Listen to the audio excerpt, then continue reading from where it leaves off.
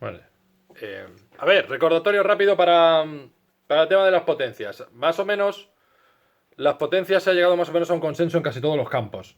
A ver, no es obligatorio que todos los campos tengan las mismas potencias. Quiere decir que cuando uno diga, no, es que las potencias son...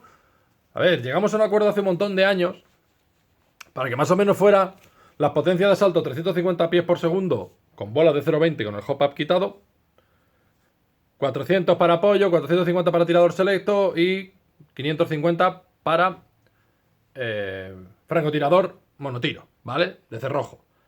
Esas potencias hay en campos que no son iguales, pero bueno, en general suelen ser así. Importante, las potencias esas son medidas con bolas de 0,20. Quiere decir que si a ti te da 350 FPS con 0,25, vas pasado. O sea, si a mí me da con 0,20 370 FPS y digo, pues voy un poco pasado, le meto 0,25 y ya estoy en FPS. Eso es trampa. No se puede.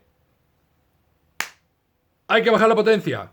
O cortando muelle, cambiando muelle o lo que sea. Pero vas pasado. Trampa. Punto.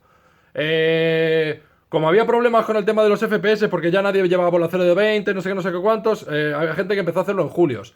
350 FPS con bola de 0,20 son equivalentes a 1,14 julios. 1,14 julios. Quiere decir que si yo pruebo una bola de 0,25, será 1,14 julios. Si pruebo una bola de 0,30, será 1,14 julios. Lo único que hay que hacer es que en el crono hay que ajustar las bolas correctas. Si yo paso con bolas de 0,28 y pone que 0 y yo en el crono tengo 0,25, la medida va a ser errónea. ¿Vale? Digo que esto es complicado para hay gente que le entra, que es dura de mollera.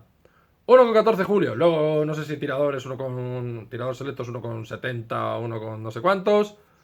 Y 2,70 y algo, 2,80 creo que es el francotirador. Pero eso serían con bolas de 0,20. ¿Qué pasa? Que cuando usas bolas muy pesadas, normalmente los cacharros, los fusiles, hacen Joule creep.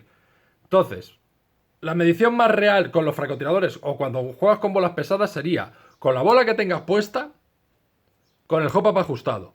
Entonces, al poner el crono, dices, bueno, pues llevo bolas de 0,40. Metes el cacharro, disparas, la medida que sea.